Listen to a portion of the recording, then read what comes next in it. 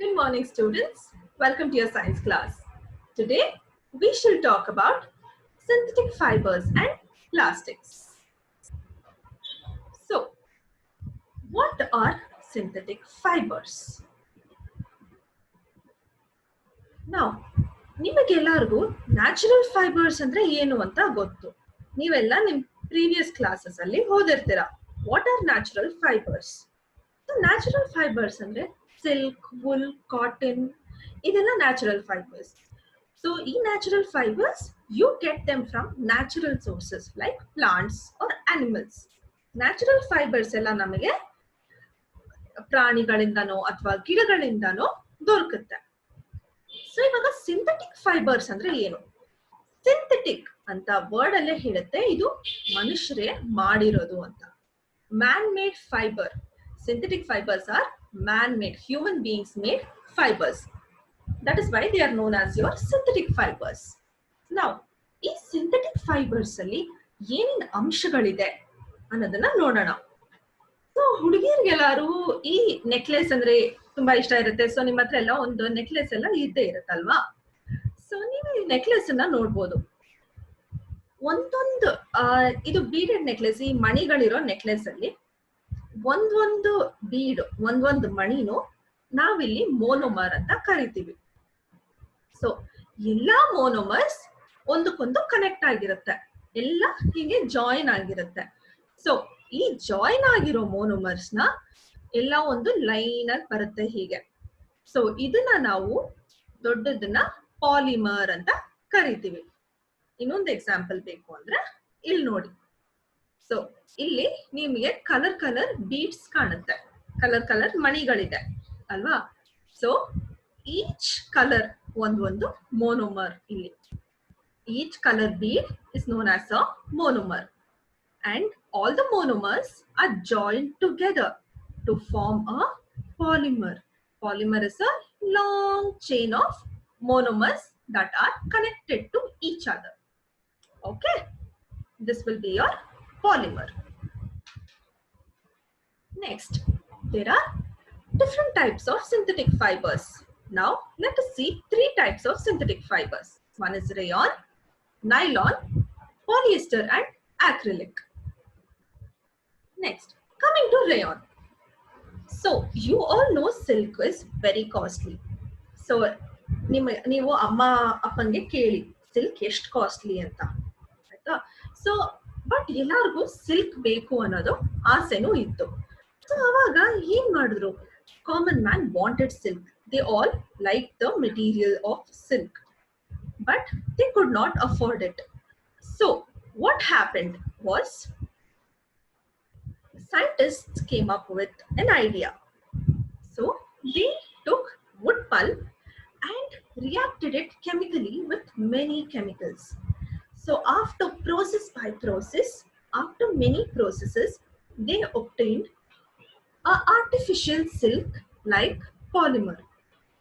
So it was a long fiber of a very good material. So this material resembled silk a lot. So that is why they called it an artificial silk, or otherwise called rayon.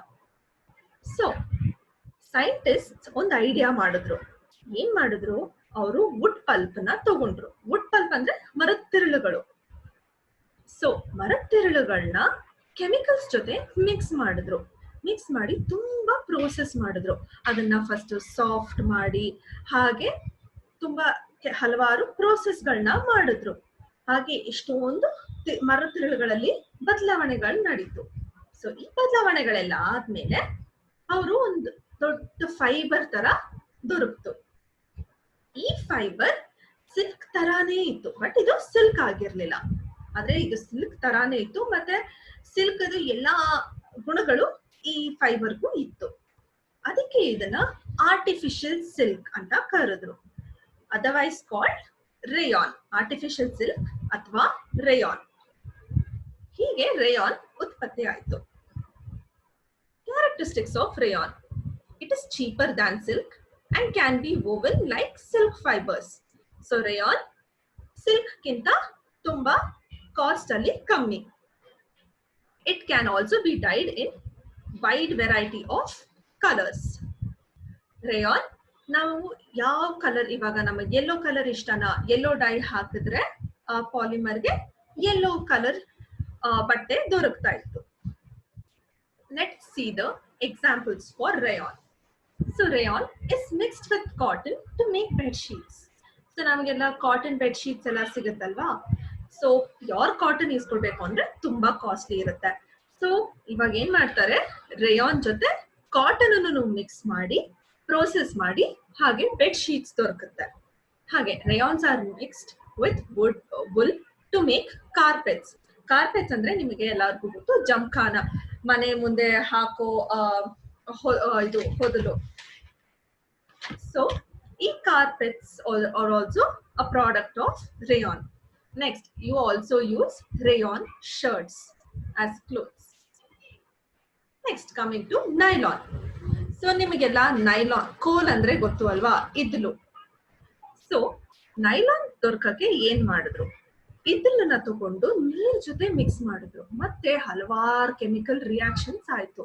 So ಇದೆಲ್ಲ ಗಾಳಿಯಲ್ಲಿ, ಅಂದ್ರೆ ನಮಗೆ ಇದಕ್ಕೆಲ್ಲದಕ್ಕೂ ಗಾಳಿ ಬೇಕಿತ್ತು ಈ reactions ಆಗಕ್ಕೆ.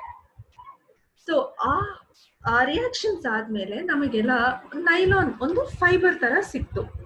So ಆ fibre ನ ನೈಲಾನ್ ಅಂತ ಕರೆದ್ರು.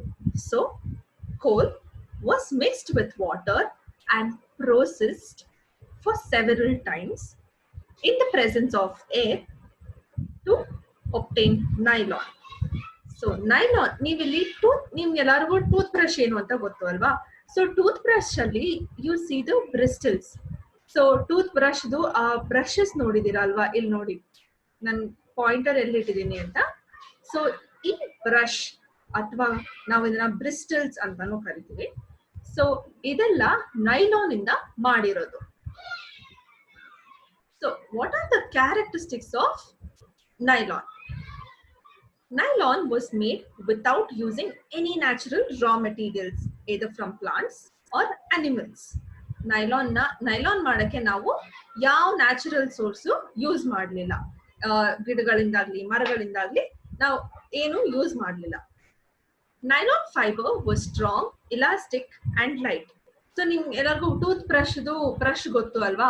ಸೊ ಅದೆಷ್ಟು ಸ್ಟ್ರಾಂಗ್, ಆದ್ರೆ ಅದನ್ನ ಬೆಂಡು ಮಾಡ್ಬೋದು, ಆದ್ರೇನು ಏನೂ ಆಗಲ್ಲ, ಅದು ಬೇಗ ಮುರಿದೋಗಲ್ಲ. ಸೊ ಅದಕ್ಕೆ ಅದು very strong, elastic and it is very light.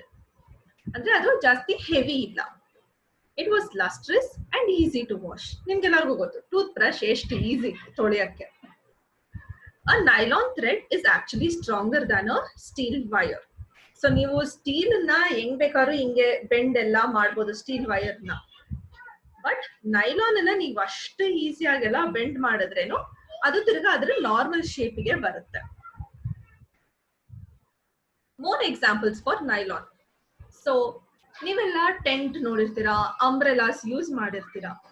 So tent nylon ಜೊತೆ ಬೇರೆ ಎಲ್ಲ ಫ್ಯಾಬ್ರಿಕ್ ಅನ್ನು ಯೂಸ್ ಮಾಡಿ ಟೆಂಟ್ ಅಂತ ಮಾಡ್ತಾರೆ. ಸೊ ಟೆಂಟ್ ಒಳಗೆ ನೀರು ಹೋಗಲ್ಲ.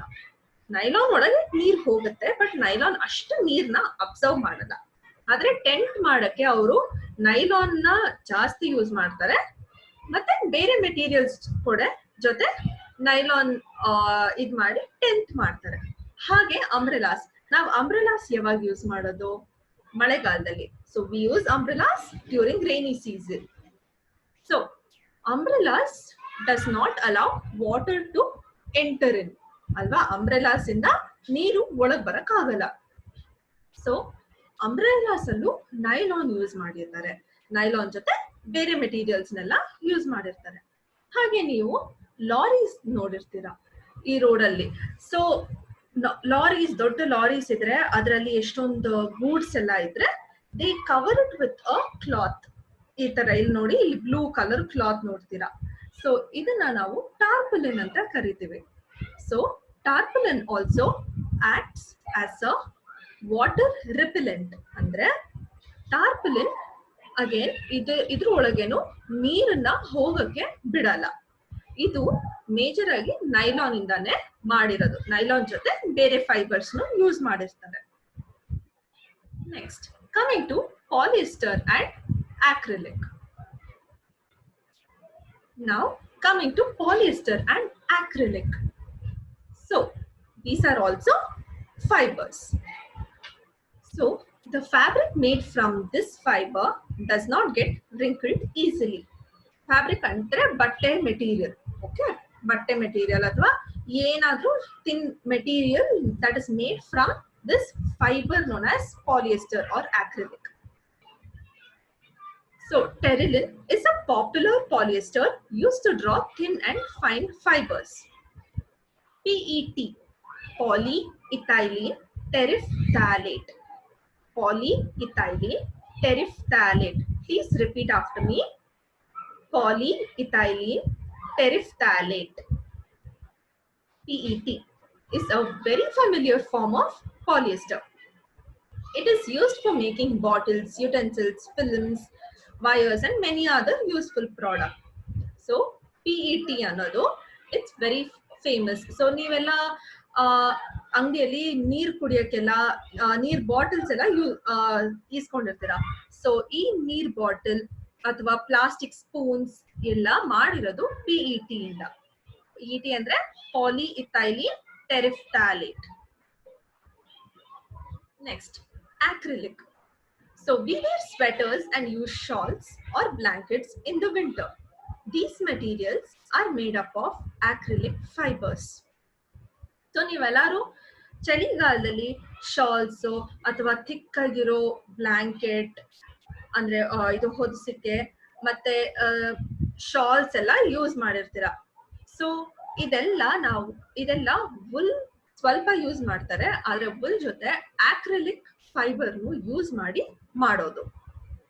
The wool obtained from natural sources is quite expensive, whereas clothes made from acrylic are relatively cheaper. Synthetic fibers are more durable and affordable, which makes them more popular than natural fibers. So ನಾವು pure woollen ಬಟ್ಟೆ ತಗೊಳ್ಬೇಕು ಅಂದ್ರೆ ತುಂಬಾ costly ಆಗುತ್ತೆ. ಅದಕ್ಕೆ acrylic ಬಟ್ಟೆಗಳನ್ನ ತಗೊಂಡ್ರೆ ಅದು ವುಲನ್ ಬಟ್ಟೆಗಳ ತರಾನೇ ಆಕ್ಟ್ ಆಗುತ್ತೆ. ಅಂದ್ರೆ ನಮಗೆ ಚಳಿಗಾಲದಲ್ಲಿ ಅದು ನಮ್ಮನ್ನ ಪ್ರೊಟೆಕ್ಟ್ ಮಾಡುತ್ತೆ, ನಮ್ಮನ್ನ ವಾರ್ಮ್ ಆಗಿಡುತ್ತೆ. ಪ್ಲಸ್ ಆಕ್ರಿಲಿಕ್ ಬಟ್ಟೆಗಳು ಇನ್ನ ಚೀಪರ್ ಆಗಿ ಸಿಗುತ್ತೆ. ಅದಕ್ಕೆ ನಾವು acrylic ನೇ ಯೂಶಲಿ ಚೂಸ್ ಮಾಡೋದು. Now coming to disadvantages of synthetic fibers. ಇವಾಗ ನಾವು ಎಷ್ಟು ಸಿಂಥೆಟಿಕ್ ಫೈಬರ್ಸ್ ನೋಡಿದೀವಿ?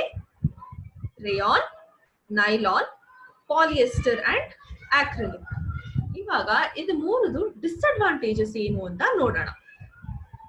When heat is applied, synthetic fibers melt while the natural fibers doesn't.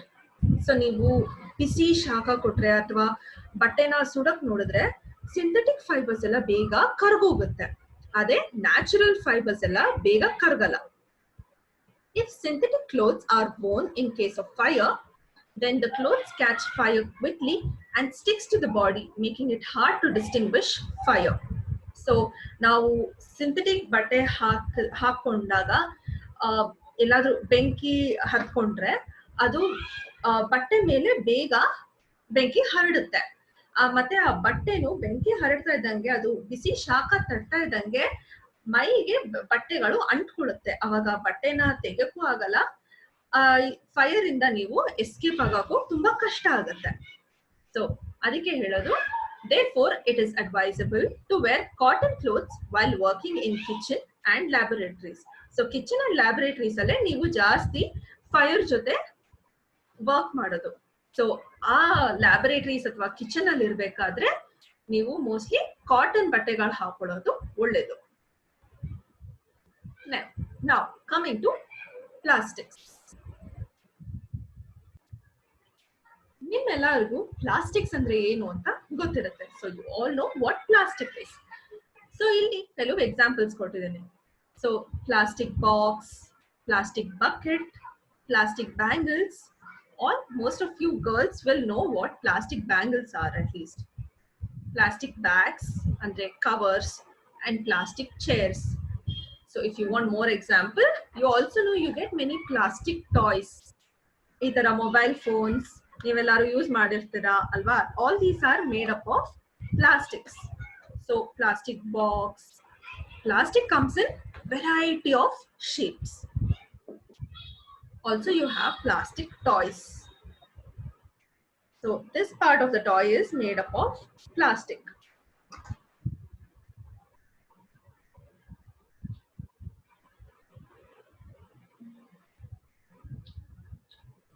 So now coming to the polymer of plastic. So plastic is also a polymer like the synthetic fibers. All plastics do not have the same type of arrangements of units. In some, it is linear, whereas in others, it is cross-linked. So, like ನಾವಿವಾಗ synthetic fibres ನೋಡಿದ್ವಿ ಅಲ್ವಾ, ಅದೇ ತರ plastic ನು ಒಂಥರ synthetic polymer. So ಪ್ಲಾಸ್ಟಿಕ್ಸ್ಗೆ ನಾವು ಇವಾಗ synthetic fibre ಅಲ್ಲಿ ನೋಡಿದ್ವಿ ಈ ತರ, ಇದು ನಿಮಗೆ ಜ್ಞಾಪಕ ಇದೆ ಅಲ್ವಾ, ಫಸ್ಟ್ ಸ್ಲೈಡ್ ಅಲ್ಲಿ ಇದು ನೋಡಿದ್ವಿ. So each unit is known as your monomer. Monomer is connected to each other making a long chain. Now this is known as your polymer. ಆದ್ರೆ ಪ್ಲಾಸ್ಟಿಕ್ಸ್ ಅಲ್ಲಿ ಎರಡು ಟೈಪ್ ಇದೆ ಈ ತರ arrangements. So first type is your linear type, this type. Okay, each monomer is connected to form a polymer.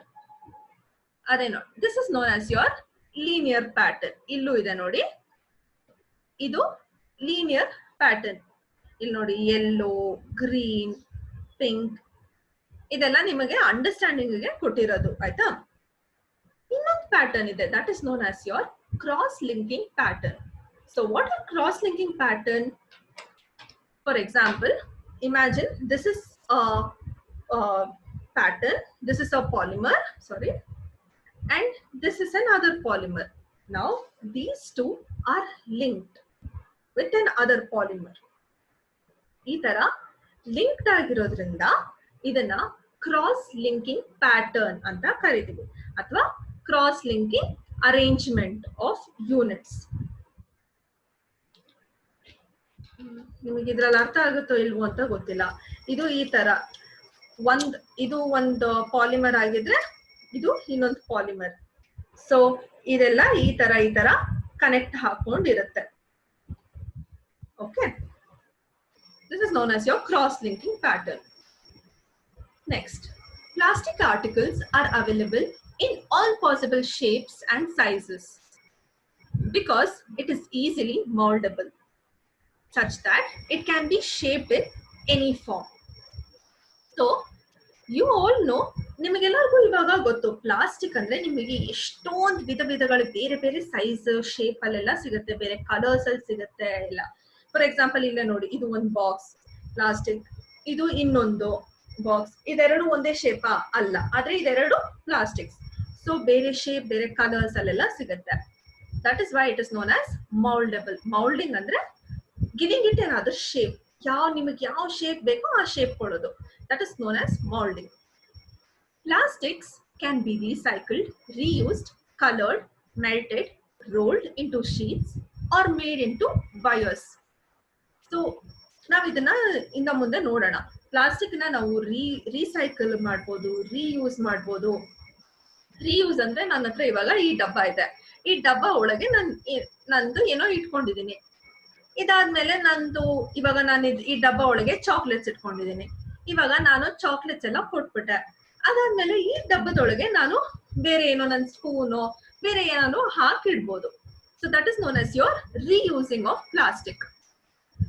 And it is colored, melted, and it can be made into sheets. So now there are two types of plastics. First type is thermoplastic and the second type is thermosetting plastics. So what are thermoplastics? Plastics which get deformed easily on heating and can be bent easily are known as thermoplastics. So ಇದನ್ನ ನೀವು ಮನೆಯಲ್ಲಿ ಮಾತ್ರ please try ಮಾಡಬೇಡಿ. So plastic ನ ನೀವೊಂದು sheet of plastic ನೋಡಿ, ಅದನ್ನ burn ಮಾಡಿದ್ರೆ, ಅದನ್ನ ಹೀಟ್ ಮಾಡಿದ್ರೆ ಅದು ಈಸಿಯಾಗಿ ಬೆಂಡ್ ಆಗುತ್ತೆ. ಸೊ ಅದನ್ನ ನಾವು ಥರ್ಮೋಪ್ಲಾಸ್ಟಿಕ್ಸ್ ಅಂತ ಕರಿತೀವಿ. ಸೊ ಥರ್ಮೋ ಅಂದ್ರೆ heat. Plastic, you know what are plastics. So ಇದಕ್ಕೆ examples polythene and PVC are some of the examples for thermoplastics. These are used for manufacturing toys, homes and various types of containers. So polythene ಅಂದ್ರೆ ನಿಮ್ಗೆ ಎಲ್ಲರಿಗೂ polythene bags ಗೊತ್ತಿದೆ ಅಲ್ವಾ? Polythene bags ಅಂದ್ರೆ plastic bags, the covers that we all use, and PVC pipes, for example these. So this is a PVC pipe. ಇದು ಎಲ್ಲಾರ ಮನೆಗಳಲ್ಲೂ ಹಾಕಿರ್ತೀವಿ ನಾವು ವಾಟರ್ಗೋ. ಇದಕ್ಕೆ ಎಷ್ಟೊಂದು ಯೂಸಸ್ ಇದೆ PVC ಪೈಪ್ಸ್. ಇದು ಪಾಲಿಥೀನ್ ಬ್ಯಾಗ್ಸ್, ನಾವ್ ಇದನ್ನೆಲ್ಲ ನಾವೆಲ್ಲರೂ ಯೂಸ್ ಮಾಡಿರ್ತೀವಿ. ಇದೆಲ್ಲ plastic covers. So these are known as your thermoplastics. ಇದನ್ನೆಲ್ಲ ನಾವು ಹೀಟ್ ಮಾಡಿ ಏನ್ ಬೇಕೋ ಬೆಂಡ್ ಮಾಡ್ಬೋದು, ಬೇರೆ ಶೇಪ್ಸ್ಗೂ ಮಾಡ್ಬೋದು. Next, the second type is thermosetting plastics. What are thermosetting plastics? There are some plastics which, when molded once, cannot be softened by heating again. These are known as thermosetting plastics. So ಅದಂದ್ರೆ ಇವಾಗ ನಾವು already heat ಮಾಡಿ ಒಂದ್ ಶೇಪ್ಗೆ ತಂದಿರ್ತೀವಿ. May be ಈ ಡಬ್ಬ ನಾವು already plastic ನ melt ಮಾಡಿ ಈ ಶೇಪ್ಗೆ ತಂದಿದೀವಿ. ಇವಾಗ ತಿರ್ಗಾ ಇದನ್ನ ನಾವು ಎಷ್ಟೇ ಹೀಟ್ ಮಾಡಿ ಬೇರೆ ಶೇಪ್ ತರಕ್ಕೂ ಚಾನ್ಸ್ ಇಲ್ಲ.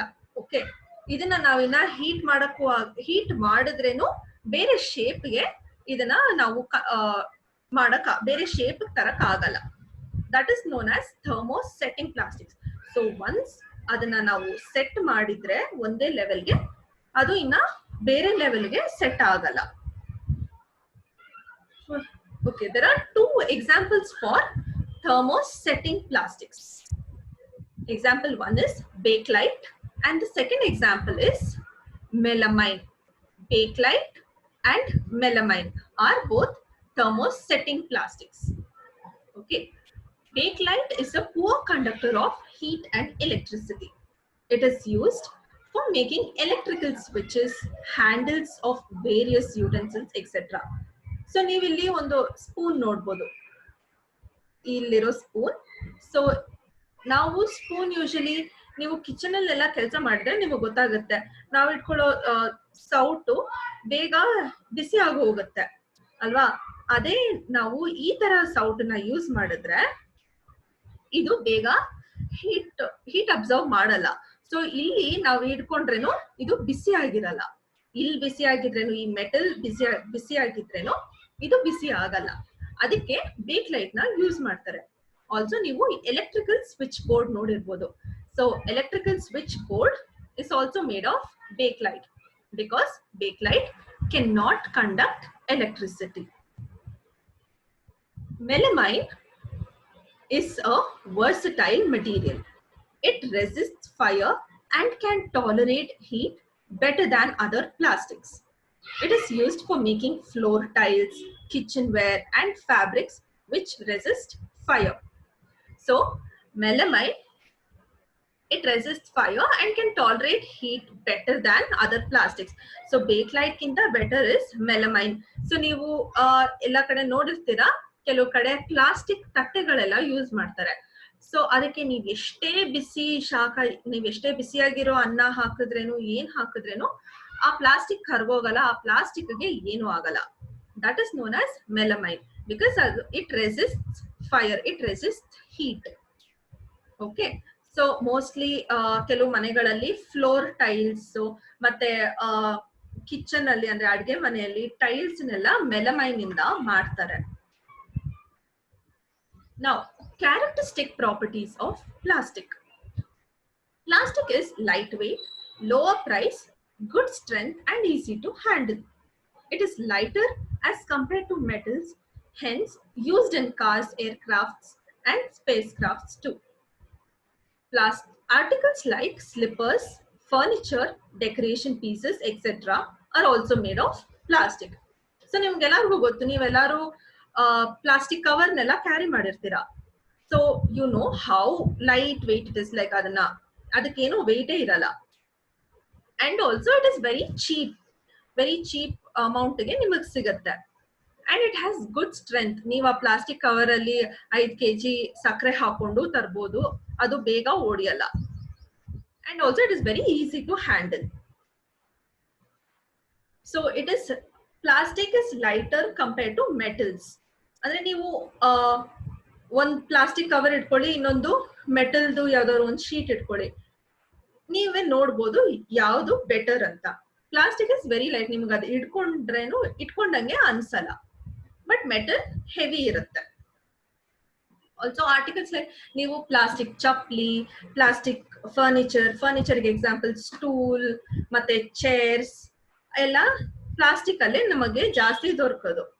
Also decoration pieces. Next, plastic is non reactive. Metals like iron get rusted when exposed to air and water, but plastic doesn't. They are not corroded easily. This is why they are used to store various kinds of materials, including many chemicals. So ನೀವು ಇಲ್ಲಿ picture ನೋಡ್ಬೋದು. ಇದು ನಾನು ಒಂದು iron rusting picture ಹಾಕಿರೋದು. So what is iron Rust? Iron rusting ಅಂದ್ರೆ ತುಕ್ಕು ಹಿಡಿಯೋದು. ಸೊ ನಿಮಗೆಲ್ಲರಿಗೂ ಗೊತ್ತು, ನೀವೆಲ್ಲ ಐರನ್ ಟ್ಯೂಬ್ಸ್ ಅಥವಾ ಏನಾದ್ರೂ ಐರನ್ ನೋಡಿದ್ರೆ ನೀವು ಇದು ಈ ತರ ತುಕ್ಕು ಹಿಡಿದಿರೋದನ್ನೆಲ್ಲ ನೋಡಿರ್ತೀರ. ಸೊ ಅದಕ್ಕೆ ಜಾಸ್ತಿ ಗಾಳಿ ಅಥವಾ ನೀರಿಂದ ಎಲ್ಲ ಎಕ್ಸ್ಪೋಸ್ ಆದ್ರೆ ಅದು ಬೇಗ ತುಕ್ಕು ಹಿಡಿಯುತ್ತೆ. ಆದ್ರೆ ಪ್ಲಾಸ್ಟಿಕ್ ನೀವು ಏನೇ ಮಾಡಿದ್ರೇನು ತುಕ್ಕು ಹಿಡಿಯಲ್ಲ. So also they do not corrode easily. So this is why they are used to store various kinds of materials, including many chemicals. So chemicals mostly iron ಜೊತೆ ಬೇಗ ರಿಯಾಕ್ಟ್ ಆಗುತ್ತೆ. ನೀವು ಅದನ್ನ ಲೇಟರ್ ಕ್ಲಾಸಸ್ ಅಲ್ಲಿ ಓದ್ತೀರಾ ಹೇಗ್ ರಿಯಾಕ್ಟ್ ಆಗುತ್ತೆ ಅಂತ.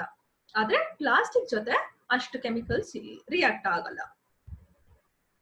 Plastic is light, strong and durable. So since plastic is very light, strong, durable and can be molded into different shapes and sizes, it is used for various purposes. Plastic is generally cheaper than metals. They are widely used in industries and for household articles. So now we already ನೋಡಿದ್ದೀವಿ.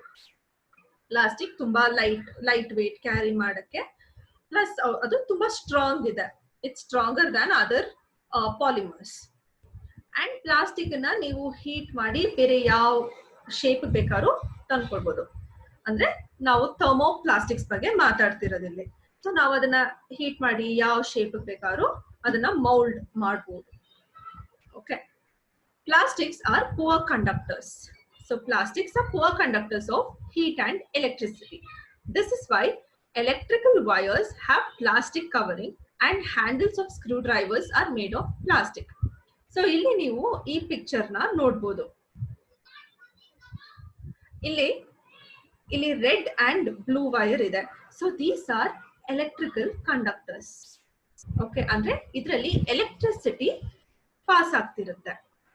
ಈ block ಇಲ್ಲಿ tube ಇರೋದು ಇದು plastic ಇಂದ ಮಾಡಿರೋದು. So ನಾವು ಇಲ್ಲಿ ಈ ಟ್ಯೂಬ್ ನ ಹಿಡ್ಕೊಂಡು ಏನ್ ಬೇಕಾದ್ರೂ ಕೆಲಸ ಮಾಡ್ಬೋದು, ನಮಗೆ ಶಾಕ್ ಹೊಡಿಯಲ್ಲ. ಅದೇ ಈ ಟ್ಯೂಬ್ ನ, ಈ ರೆಡ್ ಮತ್ತೆ ಬ್ಲೂ ವೈರ್ ನ ಇಟ್ಕೊಂಡ್ರೆ, ಇಲ್ಲಿರೋ ಈ ಕಾಯಿಲ್ಸ್ ಇಟ್ಕೊಂಡ್ರೆ ನಮಗೆ ಶಾಕ್ ಹೊಡಿಯುತ್ತೆ. ಅಂದ್ರೆ ಎಲೆಕ್ಟ್ರಿಸಿಟಿ ನಮಗೆ ಹೊಡಿಯುತ್ತೆ. ಅದೇ ಬ್ಲಾಕ್ ಅಲ್ಲಿ ಅಂದ್ರೆ ಪ್ಲಾಸ್ಟಿಕ್ ಹಿಡ್ಕೊಂಡ್ರೆ ಏನೂ ಆಗಲ್ಲ. ಅದಕ್ಕೆ ಪ್ಲಾಸ್ಟಿಕ್ ನ ಇನ್ಸುಲೇಟರ್ ಅಂತ ಯೂಸ್ ಮಾಡ್ತಾರೆ. Next, plastics and the environment. So there are 2 types of waste products produced worldwide. One is biodegradable, the second is non-biodegradable waste products. What are biodegradable waste products? So biodegradable waste products are the waste that can be decomposed by natural processes such that the action of certain bacteria. ನಿಮ್ಮ ಎಲ್ಲರಿಗೂ bacteria ಬಗ್ಗೆ ಗೊತ್ತಿರುತ್ತಲ್ವಾ? Bacteria ಅಂದ್ರೆ ಅಣುಜೀವಿಗಳು. So ಅದು ನಮ್ಮ ಕಣ್ಣಿಗೆ ಕಾಣಿಸ್ತಾ ಇರೋಂತ ಜೀವಿಗಳು. So ನಾವಿವಾಗ ಮನೆಯಲ್ಲಿ ತರಕಾರಿ ಎಲ್ಲ ಕ್ಲೀನ್ ಮಾಡಿದ್ಮೇಲೆ ಆ ವೇಸ್ಟ್ ಪ್ರಾಡಕ್ಟ್ಸ್ ನ ಹೊರಗೆ ಬಿಸಾಕ್ತಿವಿ, ಅಥವಾ ಮಣ್ಣಿಗೆ ಯೂಶಲಿ ಹಾಕ್ತಿವಿ, ಅಥವಾ ನಾವು ಯಾವ್ದಾದ್ರು ಗಿಡಕ್ಕೆ ಹಾಕ್ತಿವಿ, ಅಥವಾ ನಾವು ಡಸ್ಟ್ ಬಿನ್ಗೆ ಥ್ರೋ ಮಾಡ್ತೀವಿ. ಸೊ ಈ ಪ್ರಾಡಕ್ಟ್ಸ್ ನೆಲ್ಲ ಅಣುಜೀವಿಗಳು ಅಂದ್ರೆ ಬ್ಯಾಕ್ಟೀರಿಯಾ ಎಲ್ಲ ಬೇಗ ಜೀರ್ಣಿಸ್ಕೊಳಕ್ ಆಗುತ್ತೆ. ಸೊ ಬ್ಯಾಕ್ಟೀರಿಯಾ ಹೋಗಿ ಅದ್ರ ಮೇಲೆ ಕೂತ್ಕೊಂಡು ಅದನ್ನ ತಿನ್ನಕ್ ಸ್ಟಾರ್ಟ್ ಮಾಡುತ್ತೆ. ಅದನ್ನ ನಾವು ಬಯೋಡಿಗ್ರೇಡಬಲ್ ಪ್ರಾಡಕ್ಟ್ಸ್ ಅಂತ ಕರಿತೀವಿ. ಇದು ವೆರಿ ನ್ಯಾಚುರಲ್ ಪ್ರೋಸೆಸ್. ನಾನ್ ಬಯೋಡಿಗ್ರೇಡಬಲ್ ಪ್ರಾಡಕ್ಟ್ಸ್ ಅಂದ್ರೆ ಏನು? So non biodegradable products are the ones that cannot be degraded or decomposed by natural processes. For example, plastic, tin, aluminum, iron, etc. So ನಾವು plastic ನೆಲ್ಲ ಯಾವ ಬ್ಯಾಕ್ಟೀರಿಯಾನು ಜೀರ್ಣಿಸ್ಕೊಳಕ್ ಆಗಲ್ಲ. ಹಾಗೆ ಅಲ್ಯೂಮಿನಿಯಂ ಆಗ್ಲಿ, iron ಆಗ್ಲಿ ಎಲ್ಲ ಯಾವ ಬ್ಯಾಕ್ಟೀರಿಯಾನು ಜೀರ್ಣಿಸ್ಕೊಳಕ್ ಆಗಲ್ಲ. ಅದಕ್ಕೆ they are called non biodegradable products. Since plastic takes several years to decompose, it is not environment friendly. It causes environmental pollution. The burning process in the synthetic material is quite slow and it does not get completely burnt easily. In the process, it releases lots of poisonous fumes into the atmosphere, causing air pollution. So, ನಿಮ್ಮೆಲ್ಲರಿಗೂ ಗೊತ್ತಿದೆಯೋ ಗೊತ್ತಿಲ್ವೋ, ನೀವು plastic ನ ಬಿಸಾಕಿದ್ರೆ ಅದು ಸಾವಿರ ವರ್ಷಗಳು ತಗೊಳುತ್ತೆ decompose ಆಗಕ್ಕೆ. ಅಂದ್ರೆ ಯಾಕಂದ್ರೆ ಯಾವ ಬ್ಯಾಕ್ಟೀರಿಯಾನು ಬಂದು ಅದನ್ನ, ಯಾವ ಅಣುಜೀವಿಗಳು ಬಂದು ಅದನ್ನ ತಿನ್ನಲ್ಲ, ಅದಕ್ಕೆ ಏನು ಮಾಡಲ್ಲ. ಸೊ ಅದು ಹಾಗೆ ಇಟ್ಕೊಂಡು ಹೋಗುತ್ತೆ, ಅದು ಡಿಕಂಪೋಸ್ ಆಗಲ್ಲ. ಅದಕ್ಕೆ ಇದು ಎನ್ವಿರಾನ್ಮೆಂಟಲ್ ಫ್ರೆಂಡ್ಲಿ ಅಲ್ಲ, ಅಂದ್ರೆ ನಮ್ ಎನ್ವಿರಾನ್ಮೆಂಟ್ಗೆ ತಕ್ಕದಲ್ಲ. Okay, it also causes environmental pollution. ಅದು ನಾವು ಪ್ಲಾಸ್ಟಿಕ್ ಜಾಸ್ತಿ ಆಗ್ತಾ ಅದೇ ಪೊಲ್ಯೂಷನ್ ಆಗುತ್ತೆ. ಅಷ್ಟು ಪ್ಲಾಸ್ಟಿಕ್ ಫುಲ್ಲು ಕಲೆಕ್ಟ್ ಆಗ್ಬಿಡುತ್ತೆ ಗಾರ್ಬೇಜ್ ಅಲ್ಲಿ. ಮತ್ತೆ ಅದಕ್ಕೆ ಏನ್ ಮಾಡೋದು, ಹೇಗೆ ಏನಾಗುತ್ತೆ, ಅದು ಪೊಲ್ಯೂಷನ್ ಆಗಿ ಕ್ರಿಯೇಟ್ ಆಗುತ್ತೆ. So the burning process in the synthetic material is quite slow and it does not get completely burnt. So ಇಲ್ಲಿ ನೀವು ಪಿಕ್ಚರ್ ನೋಡ್ಬೋದು. ಇಲ್ಲಿರೋದೆಲ್ಲ ನೋಡಿ, all these are mostly plastic materials. So plastic bottles, shoes, ಇಲ್ಲಿ ನೋಡಿ colour plastic bottle ಎಲ್ಲ, ಇಲ್ಲಿ pipes, ಏನೇನೋ full plastic ಇದೆ ಮೋಸ್ಟ್ಲಿ ಇರೋದು, ಪ್ಲಾಸ್ಟಿಕ್ ಕವರ್ ಎಲ್ಲ. ಸೊ ಇದನ್ನೆಲ್ಲ ಬರ್ನ್ ಮಾಡಿದಾಗ ಈ ತರ ಸ್ಟ್ರಾಂಗ್ ಫ್ಯೂಮ್ ಬರುತ್ತೆ. ಸೊ ಇದು ಪಾಯ್ಸನಸ್ ಗ್ಯಾಸ್. ಅಂದ್ರೆ ಪಾಯ್ಸನಸ್ ಅಂದ್ರೆ ಏನು? ಪಾಯ್ಸನಸ್ ಅಂದ್ರೆ ವಿಷಕರ ಗಾಳಿ. ಸೊ ಈ ಪಾಯ್ಸನಸ್ ಫ್ಯೂಮ್ಸ್ ಎಲ್ಲ ಅಟ್ಮಾಸ್ಫಿಯರ್ಗೆ ಅಂದ್ರೆ ನಮ್ ಎನ್ವಿರಾನ್ಮೆಂಟ್ ಬಂದ್ರೆ ನಾವು ಅದನ್ನ ಉಸಿರಾಡ್ತೀವಿ. ಸೊ ಉಸಿರಾಡಿದಾಗ ನಮಗೂ ತುಂಬಾ ಹೆಲ್ತ್ ಪ್ರಾಬ್ಲಮ್ಸ್ ಎಲ್ಲ ಬರುತ್ತೆ, ತುಂಬಾ ಲಂಗ್ಸ್ ಇಶ್ಯೂಸ್ ಸ್ಟಾರ್ಟ್ ಆಗುತ್ತೆ. So precautions to reduce the use of plastic. Avoid the use of plastics as far as possible.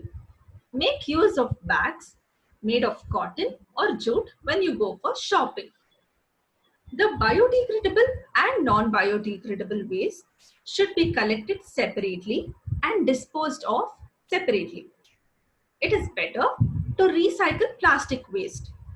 Most of the thermoplastics can be recycled. So ನಾವು ಇದೆಲ್ಲದ್ರಿಂದ ಕಾರಣ ನಾವು plastics ನ ಕಮ್ಮಿ use ಮಾಡ್ಬೇಕು. ಸೊ ನಿಮಗೆ shopping ಹೋಗ್ಬೇಕಾದ್ರೆ cotton ಬ್ಯಾಗ್ಸೋ ಅಥವಾ ಜೂಟ್ ಬ್ಯಾಗ್ಸೋ ಎಲ್ಲ ಯೂಸ್ ಮಾಡ್ಕೊಳ್ಬೋದು.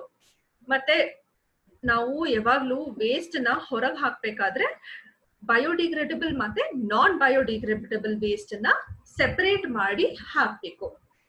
ಅವಾಗ ಬಯೋಡಿಗ್ರೇಡಬಲ್ ವೇಸ್ಟ್ ಎಲ್ಲ ಬಂದು ಬ್ಯಾಕ್ಟೀರಿಯಾ ತಿನ್ಕೊಳ್ಬಹುದು, ಅದನ್ನ ಜೀರ್ಣಿಸ್ಕೊಳ್ಬಹುದು. ಅದೇ ನಾನ್ ಬಯೋಡಿಗ್ರೇಡಬಲ್ ವೇಸ್ಟ್ ಎಲ್ಲ ಬ್ಯಾಕ್ಟೀರಿಯಾ ತಿನ್ನಕ್ಕಾಗಲ್ಲ. ಸೊ ನಾವ್ ಅದನ್ನ ಡಿಸ್ಪೋಸ್ ಸೆಪರೇಟ್ ಆಗಿ ವೇಸ್ಟ್ ಹಾಕ್ಬೇಕು. It is better to recycle plastic waste. Most of thermoplastics can be recycled. So thermoplastics ಅಂದ್ರೆ ಏನು ಅಂತ ನಿಮ್ಗೆಲ್ಲರಿಗೂ ಗೊತ್ತು. ಅಂದ್ರೆ ನಾವು ಬೇಗ ಅದನ್ನ ಬೇರೆ ಶೇಪ್ಗೆ ಬೇರೆ ಶೇಪ್ಗೆ ಕನ್ವರ್ಟ್ ಮಾಡ್ಬೋದು. So as A responsible citizen, remember the 5R principle: reduce, reuse, recycle, recover and refuse the use of plastic. ಅಂದ್ರೆ ಫಸ್ಟ್ ರೆಡ್ಯೂಸ್ ಅಂದ್ರೆ ಪ್ಲಾಸ್ಟಿಕ್ ಯೂಸ್ ನ ನಾವು ಆದಷ್ಟು ಕಮ್ಮಿ ಮಾಡಬೇಕು. ರೀಯೂಸ್ ಅಂದ್ರೆ ಒಂದ್ಸತಿ ಯೂಸ್ ಮಾಡಿ ಅದನ್ನ ಬಿಸಾಕ್ಬಾರ್ದು, ಅದನ್ನೇ ನಾವು ತಿರ್ಗಾ ಬೇರೆ ಯೂಸ್ಗೆಲ್ಲ ಉಪಯೋಗಿಸ್ಕೊಳ್ಬೇಕು. ರೀಸೈಕಲ್, ನಾವು ರೀಸೈಕಲ್ ಏನು ಅಂತ ಇವಾಗ ನೋಡ್ತೀವಿ. ರಿಕವರ್ ಅಂದ್ರೆ ನಾವು ಹಾಕಿರೋ ಪ್ಲಾಸ್ಟಿಕ್ಸ್ ಯಾವ್ದಾದ್ರೂ ಎಲ್ಲಾದ್ರೂ ಬಿದ್ದಿದ್ರೆ ಅದನ್ನ ರಿಕವರ್ ಮಾಡ್ಕೊಂಡು ಅದನ್ನ ತಿರ್ಗಾ ಯೂಸ್ ಮಾಡ್ಕೊಳ್ಬಹುದು. And refuse the use of plastic, ಇದು ಮೇನ್ ಬೇಸಿಕ್ ಥಿಂಗ್. ರೆಫ್ಯೂಸ್ ಅಂದ್ರೆ ಯಾರಾದ್ರೂ ನಿಮಗೆ ಪ್ಲಾಸ್ಟಿಕ್ ಏನಾದ್ರು ಕೊಟ್ರೆ ಇಲ್ಲ ನನಗೆ ಬೇಡ ಅಂತ ನೀವು ಬೇಡ ನೋ ಅಂತ ಹೇಳ್ಬೋದು. That is known as refusing. So ನಾವು ಪ್ಲಾಸ್ಟಿಕ್ಸ್ ಯಾವಾಗ್ಲೂ ಬಿಸಾಕ್ತಿವಿ. So we always throw away plastic covers and bags. So what happens to the thrown away plastic? So usually when we throw these plastics on land, they collect it, the garbage comes, it collects, and the garbage is dumped in an other open space. So garbage inda ಎಲ್ಲರೂ ಬಂದು collect ಮಾಡ್ತಾರೆ, ನಾವು ಮನೆ ಕಸಗಳೆಲ್ಲ. So ಅದ್ರಲ್ಲಿ plastic ಇರುತ್ತೆ. So ಈ plastic ಅನ್ನೆಲ್ಲ ಅವ್ರು ತಗೊಂಡು ಹೋಗಿ ಊರ ಆಚೆ ಎಲ್ಲಾದ್ರೂ ಹಾಕ್ತಾರೆ. ಒಂದು ಡಂಪ್ ಯಾರ್ಡ್ ಅಂತ ಇರುತ್ತೆ, ಅಂದ್ರೆ ಎಲ್ಲಾ ಕಸಗಳನ್ನು ತಂದು ಅವರಲ್ಲಿ ಹಾಕ್ತಾರೆ. ಸೊ ಅಲ್ಲಿ ಪ್ರಾಣಿಗಳು ಪಕ್ಷಿಗಳು ಎಲ್ಲ ಹೋಗುತ್ತೆ.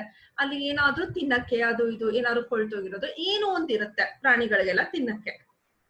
ಸೊ ಅವರಲ್ಲಿ ಹೋದಾಗ ಪ್ರಾಣಿಗಳಿಗೆ ಪ್ಲಾಸ್ಟಿಕ್ ಏನು, ನಾವ್ ತಿನ್ಬೋದಾ ತಿನ್ಬಾರ್ದಾ ಎಲ್ಲ ಗೊತ್ತಿಲ್ಲ. ನಿಮಗೆಲ್ಲರಿಗೂ ಗೊತ್ತು, ಬಟ್ ಪ್ರಾಣಿಗಳಿಗೆ ಗೊತ್ತಿಲ್ಲ ಅಲ್ವಾ? ಸೊ ಪ್ರಾಣಿಗಳು ಅದನ್ನು ತಿನ್ನೋದು ಅನ್ಕೊಂಡು ತಿನ್ನಕ್ ಸ್ಟಾರ್ಟ್ ಮಾಡುತ್ತೆ. ಇಲ್ಲಿ ನೋಡಿ ನೀವು ಇಲ್ಲಿ ಸೆಕೆಂಡ್ ಇಮೇಜ್, ಕೌ, ಹಸು ಪ್ಲಾಸ್ಟಿಕ್ ಅನ್ನ ತಿಂತಾ ಇದೆ. So a cow is eating plastic on a garbage land. ಹಸು ಹೇಗ್ ಗೊತ್ತು ಅದು ಹಸು ತಪ್ಪ ಅಲ್ಲ ಅಲ್ವಾ? ಬಟ್ ಇದು ಡೈಜೆಸ್ಟ್ ಆಗಲ್ಲ ಹಸುಗೆ. ಸೊ ನೀವು ಇದನ್ನ ನೋಡ್ಕೊಳ್ಬೇಕು. Next aquatic animals. ಸೊ ನಾವು ಪ್ಲಾಸ್ಟಿಕ್ ಅನ್ನ ಕೆಲವು ಸತಿ ರಿವರ್ಸ್ ಅಲ್ಲೋ ಲೇಕ್ ಸೈಡ್ ಅಲ್ಲೋ ಎಲ್ಲಾದ್ರೂ ಡಂಪ್ ಮಾಡಿದ್ರೆ ಹಾಕ್ಬಿಟ್ರೆ ಅದು ನೀರಲ್ಲಿ ಹರ್ಕೊಂಡು ಹೋಗುತ್ತೆ. ಸೊ ಲೇಕ್ಸ್ ಇಂದ ರಿವರ್ಗೆ ಹೋಗುತ್ತೆ ನೀರು, ರಿವರ್ ಇಂದ ನೀರು ಸಮುದ್ರಕ್ಕೆ ಹೋಗುತ್ತೆ, ಸಮುದ್ರದಿಂದ ಓಷನ್ಗೆ ಹೋಗುತ್ತೆ. ಸೊ ಅಲ್ಲಿ ಹೋದಾಗ ಅಲ್ಲಿ ಸಮುದ್ರದಲ್ಲಾಗ್ಲಿ ಓಷನ್ ಎಲ್ಲಾದ್ರೂ ರಿವರ್ ಅಲ್ಲೆಲ್ಲ there are many fishes, tortoise ಎಲ್ಲ ಇರುತ್ತೆ. ಅದೆಲ್ಲಾನು ಪ್ಲಾಸ್ಟಿಕ್ ಅನ್ನ ನೋಡ್ಕೊಂಡು it will think it is a food. So ಅದೆಲ್ಲ ಇಲ್ಲಿ ನಮ್ಗೆ ಏನೋ ಒಂದು ಕಲರ್ಫುಲ್ ಆಹಾರ ಸಿಕ್ಕಿದೆ ಅಂತ ಅದನ್ನ ತಿನ್ನಕ್ ಹೋಗುತ್ತೆ, ಅದನ್ನ ತಿನ್ನುತ್ತೆ. ಮತ್ತೆ ಅದು ಜೀರ್ಣಿಸಕ್ಕಾಗಲ್ಲ, ಹಾಗೆ ಅದು ಸತ್ತು ಹೋಗುತ್ತೆ. ಇವಾಗ ನಾನು ಒಂದು ವಿಡಿಯೋ ಪ್ಲೇ ಮಾಡ್ತೀನಿ, ಪ್ಲೀಸ್ ಅದನ್ನ ನೀವೆಲ್ಲರೂ ನೋಡ್ಬೇಕು. So this is a video about plastic, about its recycling.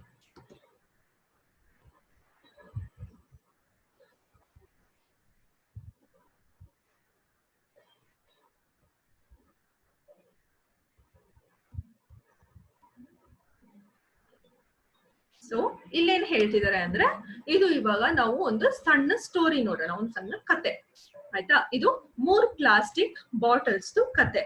So ಈ 3 ಪ್ಲಾಸ್ಟಿಕ್ ಬಾಟಲ್ಸ್ ಯೂಸ್ ಮಾಡಿದ್ಮೇಲೆ ಏನಾಗುತ್ತೆ?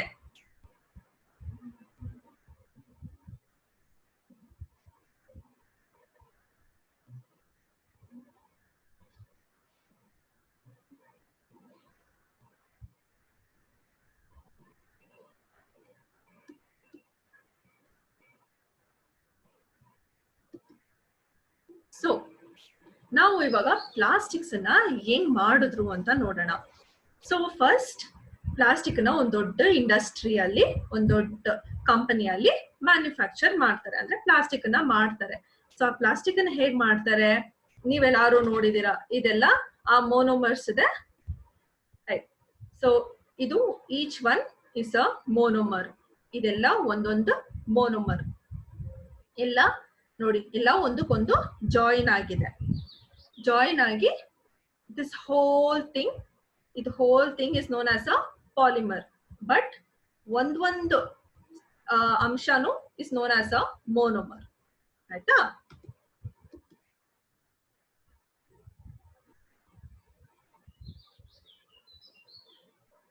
ಆ, ಇಲ್ಲಿ ಒಂದು ಮಿಸ್ ಮಾಡ್ಕೊಂಡ್ವಿ. ಸೊ ಇದು ನಮಗೆ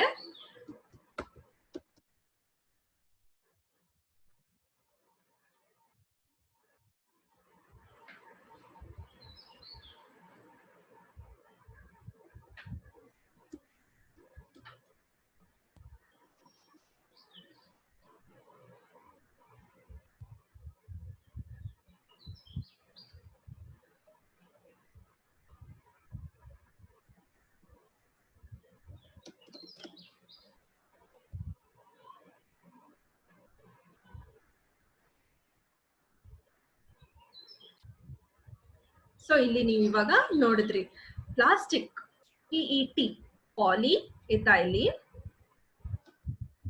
ತಾನೆ. ಸೊ ಇದನ್ನ ನಾವು ಮಾಡಿದಾಗ ಏನಾಗುತ್ತೆ, ಸೊ ಪ್ಲಾಸ್ಟಿಕ್ ನ ಇವಾಗ ಪಾಲಿಮರ್ ಆಗಿ ಮಾಡ್ತಾರೆ ಕಂಪನಿಗಳಲ್ಲಿ, ದೊಡ್ಡ ಇಂಡಸ್ಟ್ರಿಗಳಲ್ಲಿ. ಅದು ಮತ್ತೆ ಅದನ್ನ ಕಂಪ್ರೆಸ್ ಮಾಡಿ ಅದು ಅವ್ರಿಗೆ ಯಾವ ಶೇಪ್ ಬೇಕೋ ಆ ಶೇಪ್ಗೆ ತರ್ಕೊಳ್ಬೋದು. ಮತ್ತೆ ಅದನ್ನ ಅದ್ರೊಳಗೆ ಇವಾಗ ಜ್ಯೂಸ್ ಬಾಟ್ಲ್ ಆಗಿರ್ಲಿ ಏನಾಗಿರ್ಲಿ ಅದ್ರೊಳಗೆ ಇವಾಗ ಜ್ಯೂಸ್ ನ ತುಂಬಿಸಿ ಅವರು ಅಂಗಡಿಗಳಿಗೆ ಕಳಿಸ್ತಾರೆ. ಅಂಗಡಿಗಳಲ್ಲಿ ನಾವೆಲ್ಲ ಪ್ಲಾಸ್ಟಿಕ್ ಬಾಟ್ಲಿಂದ ಜ್ಯೂಸು ಎಲ್ಲ ಈಸ್ಕೊಂಡು ಕುಡಿದು ಮತ್ತೆ ಅದನ್ನ ಬಾಟಲ್ನ ಹಾಗೆ ಬಿಸಾಕ್ತಿವಿ. ಬಿಸಾಕದ್ಮೇಲೆ ಏನಾಗುತ್ತೆ,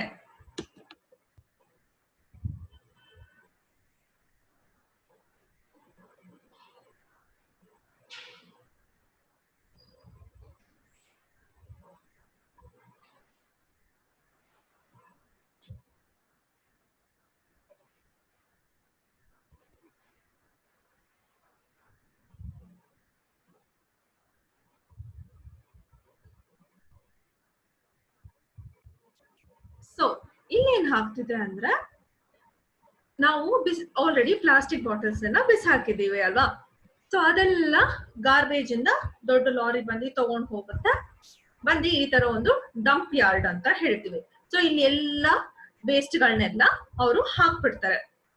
ಹಾಕಿದ್ಮೇಲೆ ಏನಾಗುತ್ತೆ, ಇವಾಗ ಅಲ್ಲಿ ಮಳೆ ಬಂತು. ಸೊ ಮಳೆ ಬಂದಾಗ ಏನಾಗುತ್ತೆ, ನಿಮಗೆಲ್ಲರಿಗೂ ಗೊತ್ತು, ಮಳೆ ಬಂದಾಗ ನೀರೆಲ್ಲ ಹಂಗೆ ಭೂಮಿ ಅಬ್ಸರ್ವ್ ಮಾಡ್ಕೊಳ್ಳುತ್ತೆ. ಸೊ ಇಲ್ಲೂ ಹಾಗೆ ಮಳೆ ಬಂದಾಗ ಭೂಮಿನೂ ಎಲ್ಲ ಅಬ್ಸರ್ವ್ ಮಾಡ್ಕೊಳ್ಳುತ್ತೆ.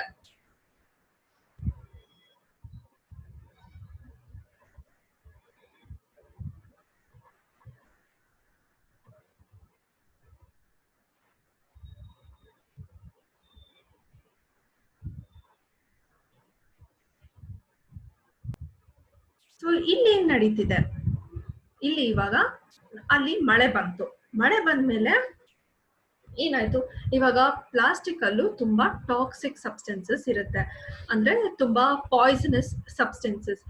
ಸೊ ಈ ಪಾಯ್ಸನಸ್ ಸಬ್ಸ್ಟೆನ್ಸಸ್ ಎಲ್ಲ ಮಳೆ ನೀರ್ ಜೊತೆ ಮಿಕ್ಸ್ ಆಗುತ್ತೆ. ಎಲ್ಲ ಯಾವ್ದಾದ್ರು ನೀರಿಗೆ ಇದು ಈ ಪಾಯ್ಸನಸ್ ಸಬ್ಸ್ಟೆನ್ಸ್ ಅನ್ಕೊಳ್ಳಿ, ಇದು ಬಂದು ನೀರಿಗೆ ಇದು ಹಾಕೊಂಡು ಹಾಗೆ ರಿವರ್ಗೆ ಹರ್ಕೊಂಡು ಹೋಗುತ್ತೆ. ಸೊ ರಿವರ್ಗೆ ಹರ್ಕೊಂಡು ಹೋದಾಗ ಏನಾಗುತ್ತೆ, ಅಲ್ಲಿರೋ ಪ್ರಾಣಿಗಳು ಎಲ್ಲ, ನೀರಲ್ಲಿರೋ ಪ್ರಾಣಿಗಳು ಅಂದ್ರೆ ಫಿಶಸ್ ಡಕ್ಸ್ ಎಲ್ಲ ಆ ನೀರನ್ನೇ ಕುಡಿಯುತ್ತೆ. ಆ ನೀರನ್ನ ಕುಡಿದ್ಮೇಲೆ ಏನಾಗುತ್ತೆ, ಅದೆಲ್ಲ ಬಿಕಾಸ್ ಇಟ್ ಇಸ್ ಟಾಕ್ಸಿಕ್, ಅಂದ್ರೆ ಅದು ತುಂಬಾ ಪಾಯ್ಸನಸ್ ಆಗಿರೋದ್ರಿಂದ ಪ್ರಾಣಿಗಳೆಲ್ಲ ಸತ್ ಹೋಗುತ್ತೆ.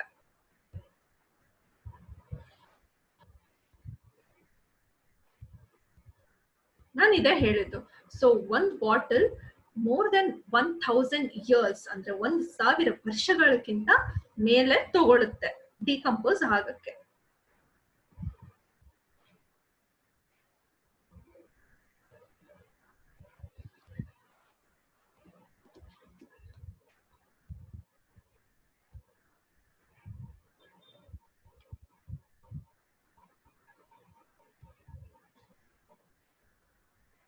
ಸೊ ಇವಾಗ ನಾವು ಸೆಕೆಂಡ್ ಬಾಟಲ್ದು ನೋಡೋಣ. ಫಸ್ಟ್ ಬಾಟಲ್ದು ನೋಡಿದ್ವಿ, ಅದ್ರ ಫೇಟ್ ಏನಾಯ್ತು ಅಂತ.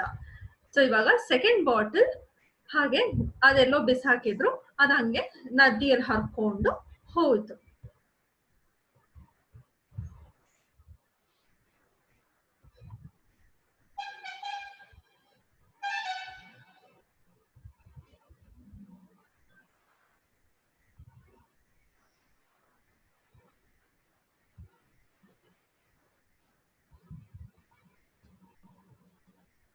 ಸೊ ಇಲ್ಲಿ ಇವಾಗ ಆ ಪ್ಲಾಸ್ಟಿಕ್ ಬಾಟಲ್ ನೀರಲ್ಲೇ ಹಾಕೊಂಡು ಹೋಯ್ತು. ಅದು ಹೋಗಿ ಹಾಗೆ ಇಟ್ ರೀಚ್ಡ್ ಓಷನ್. ಓಷನ್ ಅಲ್ಲಿ ಈ ತರ ಓಷನ್ ಕರೆಂಟ್ ಅಂದ್ರೆ ನೀರಲ್ಲಿ ಈ ಸುಳಿವು ಇರುತ್ತಲ್ಲ, ಸೊ ಆ ತರ ಒಂದು ಕರೆಂಟ್ ಎಲ್ಲ ಈ ತರ ಇರೋ ಹೆವಿ ಆಬ್ಜೆಕ್ಟ್ಸ್ ಅಂದ್ರೆ ಯಾವ್ದು ವೆಯ್ಟ್ ಜಾಸ್ತಿ ಇರುತ್ತೋ ಅದನ್ನೆಲ್ಲ ಒಂದ್ ಕಡೆ ಪುಷ್ ಮಾಡ್ಕೊಂಡು ಹೋಗುತ್ತೆ ನೀರು. ಸೊ ಆ ಪುಷ್ ಮಾಡ್ಕೊಂಡು ಹೋಗಿ ನೀವು ಇಲ್ಲಿ ನೋಡ್ಬೋದು ಈ ತರ ಲ್ಯಾಂಡ್ ಅಲ್ಲಿ ಕಲೆಕ್ಟ್ ಆಗುತ್ತೆ ಎಲ್ಲ ಮೆಟೀರಿಯಲ್ಸ್. ನೋಡಿ ಇಲ್ಲಿ ಒಂದು ಇಲ್ಲೊಂದು ಹಾಗೆ ಈ ತರ ಕಲೆಕ್ಟ್ ಹಾಕೊಂಡು ಹೋಗುತ್ತೆ. ಸೊ ಇಲ್ಲಿ ಇದೆಲ್ಲ ಪ್ಲಾಸ್ಟಿಕ್ ಎಲ್ಲ ಜಾಸ್ತಿ ಜಾಸ್ತಿ ಹಾಕೊಂಡು ಹೋಗುತ್ತೆ.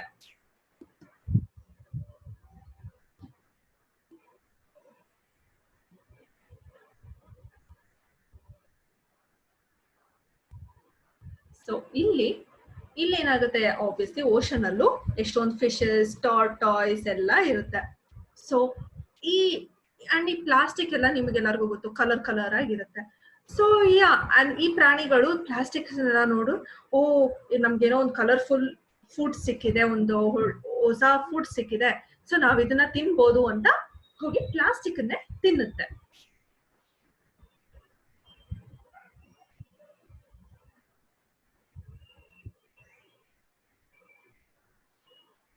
ಸೊ ಒನ್ಸ್ ಈ ಪ್ಲಾಸ್ಟಿಕ್ ನ ತಿಂದ ಮೇಲೆ ಅದು ಜೀರ್ಣ ಆಗಲ್ಲ. ಸೊ ಜೀರ್ಣ ಆಗದೇ ಇರೋ ಕಾರಣದಿಂದ ಅದು it will feel that it is very full. ಓ ನನಗ್ ಫುಲ್ ಹೊಟ್ಟೆ ತುಂಬಿದೆ, ನನಗಿನ್ನ ಏನು ಬೇಡ ಅಂತ ಅನ್ಸಕ್ ಸ್ಟಾರ್ಟ್ ಆಗುತ್ತೆ. ಸೊ ಹಾಗೆ ಅದ್ ಅನ್ಸ್ಕೊಂಡು ಅದು ಹಾಗೆ ತುಂಬಾ ದಿನಗಳು ಹಂಗೆ ಅನಿಸ್ತಾ ಇರುತ್ತೆ, ಓ ನನಗೇನು ಬೇಡ, ನನಗ್ ನಾನು ಹೊಟ್ಟೆ ಫುಲ್ ಆಗಿದೆ ಅಂತ.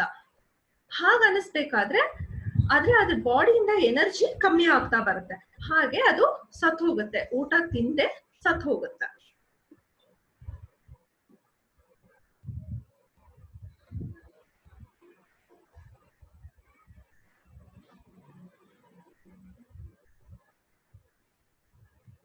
ಸೊ ನೀವೆಲ್ಲರೂ ಫುಡ್ ಚೈನ್ ಅನ್ನ ಕಲ್ತಿರ್ತೀರಾ. ಸೊ ಫುಡ್ ಚೈನ್ ಹೆಂಗೆ, ಒಂದ್ ಚಿಕ್ಕ ಆನಿಮಲ್ ಏನೋ ತಿನ್ನುತ್ತೆ. ಇವಾಗ ಹರ್ಬಿವೋರಸ್ ಅಂತ ಇಟ್ಕೊಳ್ಳೋಣ. ಹರ್ಬಿವೋರಸ್ ಕೌ ಅದು ಎಲ್ಲ ಗ್ರಾಸ್ ಅದು ಇದು ಎಲ್ಲ ತಿನ್ಕೊಂಡಿರುತ್ತೆ. ಮತ್ತೆ ಒಂದು ಕಾರ್ನಿವೋರ್ ಬಂದು ಹರ್ಬಿವೋರ್ನ ತಿನ್ನುತ್ತೆ, ಇನ್ನೊಂದು ಓಮ್ನಿವೋರ್ ಬಂದು ಕಾರ್ನಿವೋರ್ನು ತಿನ್ನುತ್ತೆ. ಹಾಗೆ ಫುಡ್ ಚೈನ್ ಮೇಲೆ ಹೋಗ್ತಾ ಇರುತ್ತೆ. ಮತ್ತೆ ಫೈನಲಿ ಅದನ್ನೆಲ್ಲ ಹಂಟ್ ಮಾಡ್ಕೊಂಡು ಮನುಷ್ಯರು ನಾವು ತಿಂತೀವಿ, ಮತ್ತೆ ನಮ್ಮನ್ನ ತಿನ್ನೋ ಬೇರೆ ಆನಿಮಲ್ಸ್ ಎಲ್ಲ ಇದೆ. ಸೊ ಹಾಗೆ ಈ ಫಿಶಸ್ ಅಲ್ಲೂ ಹಾಗೆ ಆಗತ್ತೆ. ಸಣ್ಣ ಫಿಶ್ ಎಲ್ಲ ಹೋಗ್ತಿದ್ರೆ ಒಂಚೂರು ದೊಡ್ಡ ಫಿಶ್ ಇರೋದು ಬಂದು ಸಣ್ಣ ಫಿಶ್ ನ ತಿನ್ನುತ್ತೆ. ಮತ್ತೆ ಆ ಒಂದ್ ದೊಡ್ಡ ಫಿಶ್ ನ ಇನ್ನೊಂದ್ ದೊಡ್ಡ ಫಿಶ್ ಬಂದ್ರೆ ಅದನ್ನು ತಿನ್ನುತ್ತೆ. ಮತ್ತೆ ಆ ದೊಡ್ಡ ಫಿಶ್ ನ ನಾವು ನೀರಿಂದ ನಾವು ಫಿಶಿಂಗ್ ಎಲ್ಲ ಮಾಡಿ ಆ ಮೀನನ್ನ ನಾವು ತಿಂತೀವಿ. ಸೊ ಇಲ್ಲಿ ಏನ್ ಹೇಳಕ್ ಟ್ರೈ ಮಾಡ್ತಿದ್ದಾರೆ ಅಂದ್ರೆ, ಆ ಸಣ್ಣ ಫಿಶ್ ತಿಂದಿರೋ ಪ್ಲಾಸ್ಟಿಕ್ ಅದ್ರ ಟಾಕ್ಸಿನ್ಸ್ ಅಂದ್ರೆ ಅದ್ರ ವಿಷದ ಅಂಶಗಳು ನಾವು ತಿಂತಿದೀವಿ, ನಮಗ್ ಗೊತ್ತಿಲ್ದೇನೆ ನಾವ್ ಅದನ್ನ ಎಲ್ಲ ಸೇವಿಸ್ತಾ ಇದೀವಿ.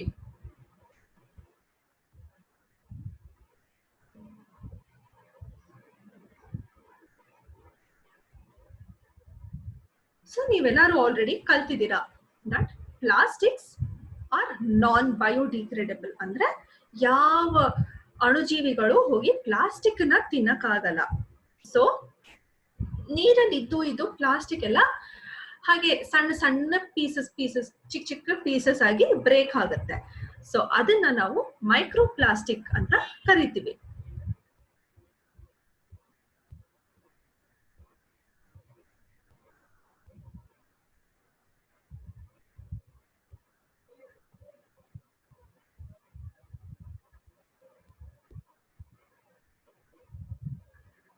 ಸೊ ನಾವು ಇವಾಗ 2 ಬಾಟಲ್ಸ್ ಸ್ಟೋರಿ ನೋಡಿದ್ವಿ. ಇವಾಗ ಥರ್ಡ್ ಬಾಟಲ್ ಸ್ಟೋರಿ ಏನಾಗುತ್ತೆ. ಸೊ ಥರ್ಡ್ ಬಾಟಲ್ ಯಾರೋ ಈಸ್ಕೊಂಡವರು ಕುಡಿದು ಅದನ್ನ ರೀಸೈಕಲ್ ಬಿನ್ ಗೆ ಹಾಕಿದ್ರು, ಅಂದ್ರೆ ಗಾರ್ಬೇಜ್ ಬಿನ್. ನೀವು ರೈಲ್ವೆ ಸ್ಟೇಷನ್ಸ್ ಅಲ್ಲೆಲ್ಲ ಇದು ನೋಡಿರ್ತೀರಾ, colour green colour bin, red colour bin ಎಲ್ಲ ಇಟ್ಟಿರ್ತಾರೆ. ಸೊ ಈ green colour bin is known as a recycle bin. ಅಂದ್ರೆ ನೀವ್ ಅದ್ರಲ್ಲಿ ಪ್ಲಾಸ್ಟಿಕ್ ಅಥವಾ ಏನ್ ಹಾಕಿದ್ರೇನು ಅದು ರೀಸೈಕ್ಲಿಂಗ್ ಗೆ ಹೋಗುತ್ತೆ. ರೀಸೈಕ್ಲಿಂಗ್ ಅಂದ್ರೆ ಏನು ಅಂತ ಇವಾಗ ನೋಡೋಣ. ಸೊ ರೀಸೈಕ್ಲಿಂಗ್ ಅಲ್ಲಿ ಅವರು ಈ ತರ ನೋಡಿ, ಎಲ್ಲ ಪ್ಲಾಸ್ಟಿಕ್ಸ್ ಅನ್ನ ಕಲೆಕ್ಟ್ ಮಾಡ್ತಾರೆ. ಯಾ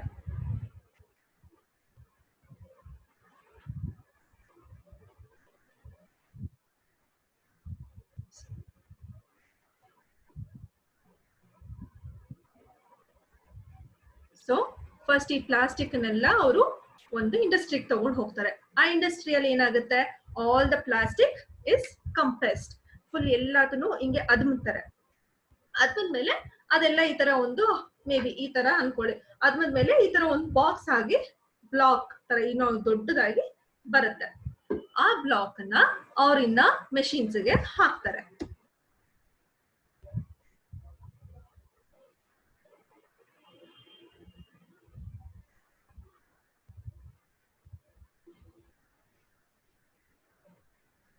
ಸೊ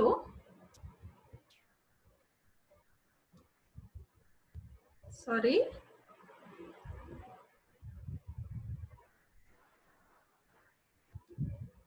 ಇಲ್ಲಿ ನೋಡ್ಬೋದು. ಸೊ ಫಸ್ಟ್ ನಾವು ಬಾಟಲ್ಸ್ ನ, ಈ ಬಾಟಲ್ಸ್ ಇದನ್ನ ನಾವು ರೀಸೈಕ್ಲಿಂಗ್ ಗೆ ಕಳಿಸಿದ್ವಿ. ರೀಸೈಕ್ಲಿಂಗ್ ಆದ್ಮೇಲೆ ಇಂಡಸ್ಟ್ರಿಯಲ್ಲಿ ಹೋಗಿ ಅದ್ ಹಾಗೆ ಕಂಪ್ರೆಸ್ ಹಾಕೊಂಡು ಏನಾಗುತ್ತೆ, ಅದು ಇಲ್ಲಿ ನಿಮ್ಗೆ ಕಾಣಿಸುತ್ತೆ, ಇಲ್ಲಿ ಸಣ್ಣ ಸಣ್ಣ ಸರ್ಕಲ್ಸ್ ಕಾಣಿಸ್ತಿದ್ಯಾ? ಸೊ ಈ ಸರ್ಕಲ್ಸ್ ಎಲ್ಲ ಇದು ಎಲ್ಲ ಅಗೇನ್ ಮೋನೋಮರ್ಸ್ ಆಗುತ್ತೆ. ಸೊ ಈ ಪ್ಲಾಸ್ಟಿಕ್ ನ ಅವರು ಈ ತರ ಅದ್ಮದ್ಮೇಲೆ ಅದೆಲ್ಲ ಒಂದ್ ದೊಡ್ಡ ಈ ತರ ಬ್ಲಾಕ್ ಆಗುತ್ತೆ ಅಲ್ವಾ? ಸೊ ಇವಾಗ ಈ ಬ್ಲಾಕ್ ನ ಎಲ್ಲ ಕಟ್ ಪುಡಿ ಪುಡಿ ಪುಡಿ ಮಾಡ್ತಾರೆ. ಸೊ ಅವಾಗ ಎಲ್ಲ ಮೋನೋಮರ್ಸ್ ಆಗಿ ಬರುತ್ತೆ, ಸಣ್ಣ ಸಣ್ಣ ಪ್ಲಾಸ್ಟಿಕ್ ಇದಾಗಿ. ಅದನ್ನ ತಿರ್ಗಾ ಅವರು ಈ ತರ ನೋಡಿ ಇಲ್ಲಿ ಹೀಟ್ ಮಾಡ್ತಾರೆ. ಅದನ್ನ ಹೀಟ್ ಮಾಡಿದ್ಮೇಲೆ ಎಲ್ಲ ಸಣ್ಣ ಸಣ್ಣ ಪಾರ್ಟಿಕಲ್ಸ್, ಹೀಟ್ ಮಾಡಿದ್ಮೇಲೆ ನೀವು ಅದನ್ನ ಯಾವ ತರ ಬೇಕಾದ್ರೂ ಶೇಪ್ ಕೊಡ್ಬೋದು. ಸೊ ಈ ಶೇಪ್ ಕೊಡ್ಬೋದು, ಅಥವಾ ಈ ಶೇಪ್ ಕೊಡ್ಬೋದು, ಅಥವಾ ಒಂದು ಚೇರು, ಏನ್ ಬೇಕಾದ್ರೂ ಮಾಡ್ಬೋದು ಅದನ್ನ. ಅದೇ ಇಲ್ಲಿ ಹೇಳ್ತಿರೋದು.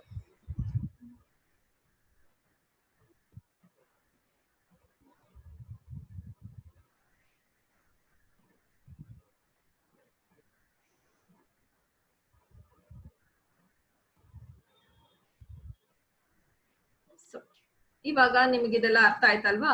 ಸೊ ನೀವು ರೀಸೈಕಲ್ ಹಾಕಿದ್ರೆ ಅದು ರೀಸೈಕಲ್ ಆಗಿ ಬೇರೆ ಪ್ರಾಡಕ್ಟ್ ಆಗಿ ಸಿಗುತ್ತೆ. So this is the end.